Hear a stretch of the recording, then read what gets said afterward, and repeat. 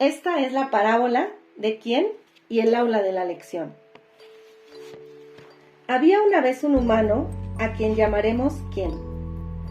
El sexo de quién no es importante para esta historia, pero puesto que no tienen una palabra adecuada para una persona de género neutro, lo llamaremos el quién humano, de modo que quién pueda abarcar a todos los hombres y a todas las mujeres por igual. No obstante, y simplemente por motivos de traducción, diremos que quién es él. Como todos los humanos de su civilización, quién vivía en una casa, pero a quién solo le importaba la habitación en la que vivía, porque era lo único realmente suyo. Su habitación era bonita y era su tarea encargarse de que siguiera haciéndolo, y lo hacía.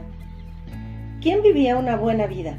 Pertenecía a una civilización en la que cada vez que quería comida, había mucha. Nunca tenía frío, porque siempre tenía para protegerse. A medida que quien crecía, aprendía muchas cosas sobre sí mismo. Aprendía qué cosas le hacían sentirse feliz y encontraba objetos para colgar en la pared a los que pudiera mirar y sentirse feliz. Quien también aprendía qué cosas le hacían sentirse triste y aprendía cómo colgar esas cosas en la pared cuando quería estar triste. También aprendía qué cosas le hacían enfadar y encontraba cosas que colgar en la pared a las que pudiera dirigirse cuando decidiera estar enfadado. Como sucede con otros humanos, quien tenía muchos miedos.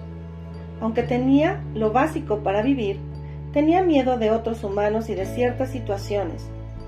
Temía que esos humanos y situaciones pudieran traer cambios, porque se sentía seguro y estable con la manera como eran las cosas, y había trabajado duro para llegar a ese estado. Quien temía las situaciones que parecían tener control sobre su estable habitación, y también temía a los humanos que controlaban esas situaciones. Supo de Dios por otros humanos. Le dijeron que ser un humano era algo muy pequeño, ¿y quién lo creía? Al fin y al cabo, miraba a su alrededor y veía millones de humanos, pero un solo Dios. Le dijeron que Dios era todo y que Él no era nada, pero que Dios en su amor infinito respondería a las plegarias de quien si rezaba con sinceridad y actuaba con integridad durante su vida. Y quien, que era una persona espiritual, pedía a Dios que los humanos y las situaciones a los que temía no crearan cambios y que su habitación pudiera seguir siendo igual, y Dios respondía a la petición de quién. ¿Quién tenía miedo del pasado? Porque de algún modo le recordaba cosas desagradables, y rezaba a Dios para que bloqueara esas cosas de su memoria, y Dios respondía a la petición de quién.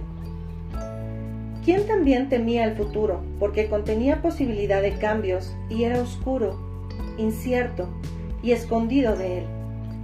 ¿Quién pedía a Dios que el futuro no trajera cambios a su habitación? Y Dios escuchaba su petición. ¿Quién nunca iba muy lejos dentro de su habitación porque todo lo que realmente necesitaba como humano estaba en un rincón? Cuando sus amigos venían de visita, este era el rincón que les enseñaba y estaba contento así. ¿Quién observó por primera vez un movimiento en la otra esquina cuando tenía unos 26 años? Se asustó mucho e inmediatamente rogó a Dios que desapareciera porque le hacía sentir que no estaba solo en su habitación y esta no era una situación aceptable. Dios atendió la petición de quien y el movimiento paró, así que quien dejó de tenerle miedo. Cuando tenía 34 años, el movimiento regresó y de nuevo quien pidió que parara porque tenía mucho miedo. El movimiento paró, pero no antes de que quien viera algo que nunca había visto antes en la esquina. ¡Otra puerta! En la puerta había una extraña escritura y quien tuvo miedo de sus implicaciones. Quien preguntó a los líderes religiosos sobre la extraña puerta y el movimiento y le advirtieron que no se acercara allí, porque dijeron que era la puerta de la muerte, y que sin lugar a dudas moriría si su curiosidad se convertía en acción. También le dijeron que la escritura en la puerta era malvada y que nunca debía volverla a mirar. En cambio, le animaron a que participara en un rito con ellos y a dar su talento y ganancias al grupo, y que haciendo esto, le iría bien. Cuando Qian tenía 42 años, el movimiento regresó. Aunque Qian esta vez ya no le tenía miedo, de nuevo pidió que parara, y paró. Dios era bueno por responder tan rápida y completamente. Qian se sintió fortalecido por el resultado de sus plegarias. Cuando Qian tenía 50 años, enfermó y murió, aunque no se dio realmente cuenta de ello cuando sucedió. De nuevo vio el movimiento en la esquina y volvió a pedir que parara, pero en cambio se hizo cada vez más claro y cercano. Asustado, Qian se levantó de la cama para descubrir que su cuerpo terrenal se quedaba allí y que él se encontraba en forma de espíritu. A medida que el movimiento avanzaba hacia él, Qian empezó a reconocerlo en cierto modo. Sentía curiosidad en vez de miedo, y su cuerpo espiritual parecía natural. Qian vio entonces que el movimiento era realmente dos entidades que se acercaban. Las figuras blancas, a medida que se situaban más cerca, brillaban como si tuvieran luz en su interior. Finalmente se quedaron delante de él y Qian se sorprendió por su majestad, pero no tuvo miedo. Una de las figuras habló a Qian y dijo: «Ven, querido, es la hora de marchar». La voz de la figura estaba llena de gentileza y familiaridad. Sin dudarlo, Qian se fue con los dos. Estaba empezando a recordar lo familiar que era todo, mientras miraba hacia atrás y veía su cadáver aparentemente dormido en la cama. Se sentía lleno de un maravilloso sentimiento que no podía explicar. Una de las entidades tomó su mano y le dirigió directamente hacia la puerta que tenía la extraña escritura. La puerta se abrió y los tres pasaron por ella. Qian se encontró a sí mismo en un grupo con un largo pasillo con puertas a otras habitaciones a cada lado. Pensó para sí mismo: «Esta casa es mucho mayor de lo que yo pensaba».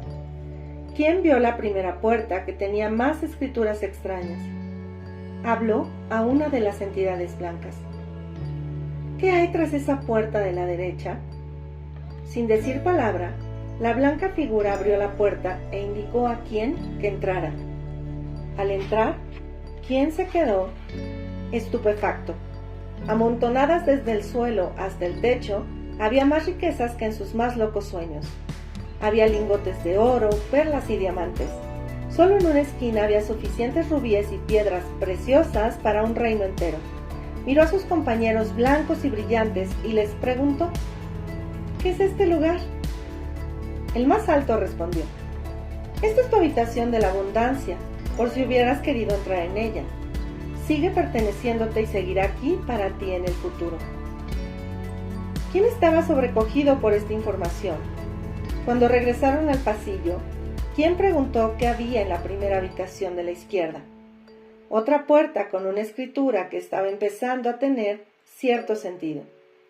Al abrir la puerta, la figura blanca dijo a Qian: «Esta es tu habitación de paz, por si querías usarla».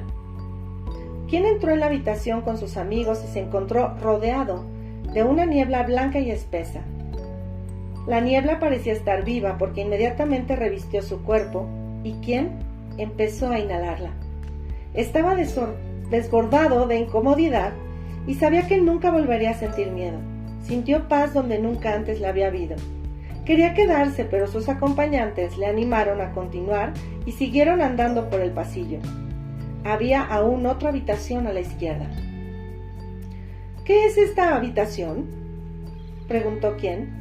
«Este es un lugar donde solo tú puedes entrar», dijo la figura más pequeña. Qian entró en la habitación e inmediatamente se llenó de una luz dorada. Sabía lo que era. Era su propia esencia, su iluminación, su conocimiento del pasado y del futuro. Este era el almacén de paz y amor de Qian. Qian lloró de alegría y se quedó allí, absorbiendo verdad y comprensión durante mucho tiempo. Sus acompañantes no entraron, eran pacientes. Finalmente, Qian salió de nuevo al pasillo. Había cambiado. Miró a sus acompañantes y los reconoció. «Son los ángeles guías», afirmó. «No», dijo el más alto, «somos tus guías». Continuaron con perfecto amor. Hemos estado aquí desde tu nacimiento por una única razón: amarte y enseñarte la puerta. Tuviste miedo y nos pediste que nos fuéramos, y lo hicimos. Estamos a tu servicio en amor y honoramos tu encarnación de expresión. ¿Quién no sintió represión en sus palabras? Se dio cuenta de que no le juzgaban sino que le honraban y sintió su amor. ¿Quién miró las puertas y ahora podía entender la escritura? Mientras avanzaba por el pasillo, vio puertas marcadas como curación, contrato y otra con la palabra alegría. ¿Quién vio más de lo que deseaba? Porque por todas partes había puertas con los nombres de niños aún no nacidos e incluso había una que decía líder mundial. ¿Quién empezó a darse cuenta de lo que se había perdido? Y como si supieran lo que pensaba, los guías dijeron: no te lo reproches, porque es inapropiado y no rinde servicio a tu magnificencia. ¿Quién no lo comprendía del todo? Miró al final del pasillo, hacia el lugar por donde había entrado, y vio la escritura en la puerta, la escritura que al principio le había asustado. La escritura era un nombre, era su nombre, su verdadero nombre, y ahora comprendió completamente. ¿Quién sabía la rutina? Porque ahora él recordaba todo y ya no era quien. Dijo adiós a sus guías y les agradeció su fidelidad. Se quedó parado durante un tiempo mirándolos y amándolos. Entonces, él empezó a andar hacia la luz al final del pasillo. Ya había estado allí antes. Sabía lo que le esperaba en su breve viaje de 3 días a la cueva de la creación para recuperar su esencia, y luego hacia el salón del honor y la celebración donde le esperaban aquellos que le amaban muchísimo, incluso aquellos a quienes él había amado y perdido durante su estancia en la tierra. Sabía dónde había estado y sabía a dónde iba. ¿Quién volvía a casa?